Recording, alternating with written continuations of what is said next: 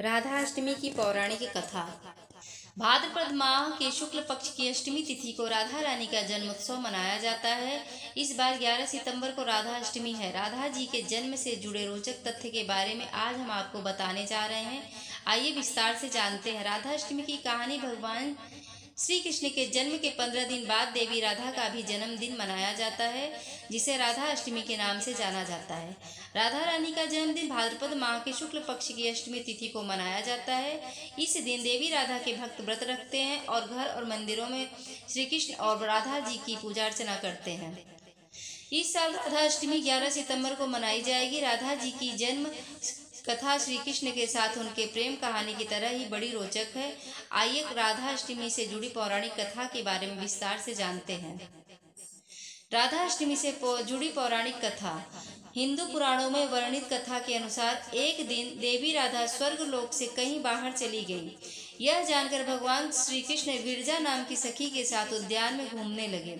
कुछ देर बाद जब देवी राधा स्वर्ग लोक वापस आई तो वह श्री कृष्ण को विरजा के साथ देखकर क्रोधित हो उठी और क्रोध में ही उन्होंने विरजा को अपमानित कर दिया, जिसके बाद विरजा नदी के रूप में बहने लगी। देवी राधा का यह व्यवहार श्री कृष्ण के मित्र सुदामा को अनुचित लगा और वह देवी राधा को भला बुरा कहने लगे। सुदामा की बातें सुनकर राधा को गुस्सा आ गया और उन्होंने सुदामा को दानव योनि में जन्म लेने का श्राप दे दिया।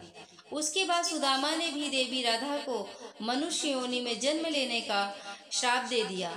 शिव पुराण की कथा के अनुसार देवी राधा के श्राप के कारण सुदामा ने शंखचूर्ण दानव के रूप में जन्म लिया, जिसका वध भगवान शिव के हाथों हुआ था। वही राधा रानी को सुदामा के श्राप के कारण पृथ्वी लोक पर मनुष्य के रूप में जन्म लेकर भगवान कृष्ण का वियोग सहना पड़ा।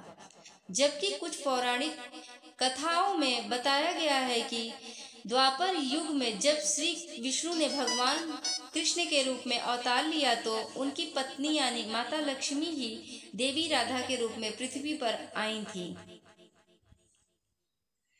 राधा अष्टमी व्रत का महत्व। राधा अष्टमी व्रत का हिंदू धर्म में बहुत ही महत्व है। इस दिन भक्तजन देवी राधा के नाम का व्रत रखते हैं और धूमधाम से श्री कृष्ण और देवी राधा की पूजा अर्चना करते हैं। शास्त्रों की माने तो जो भी भक्त सच्ची श्रद्धा से इस दिन देवी राधा के लिए व्रत रखते हैं, उनके जीवन में आर्थिक समस्याएं कभी भी नहीं आती हैं।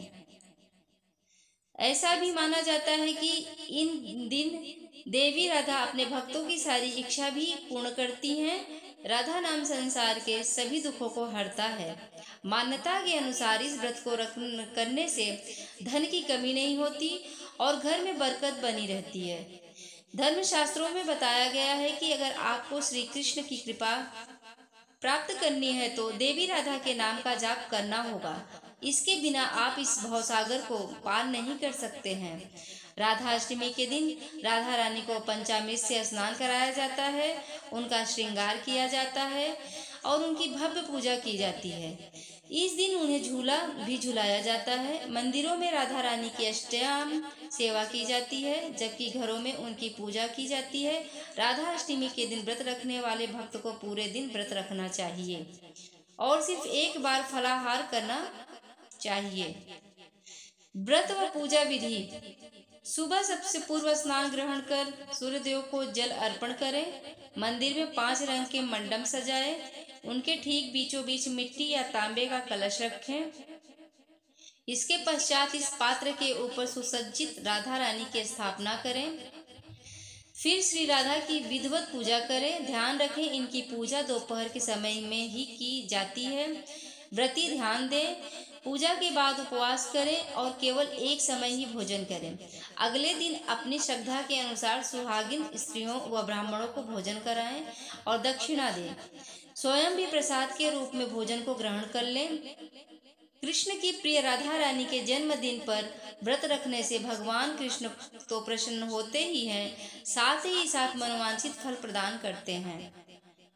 राधे कृष्ण। अगर ये वीडियो आपको मेरी पसंद आई हो तो वीडियो को लाइक सब्सक्राइब जरूर करें। जय श्री कृष्णा।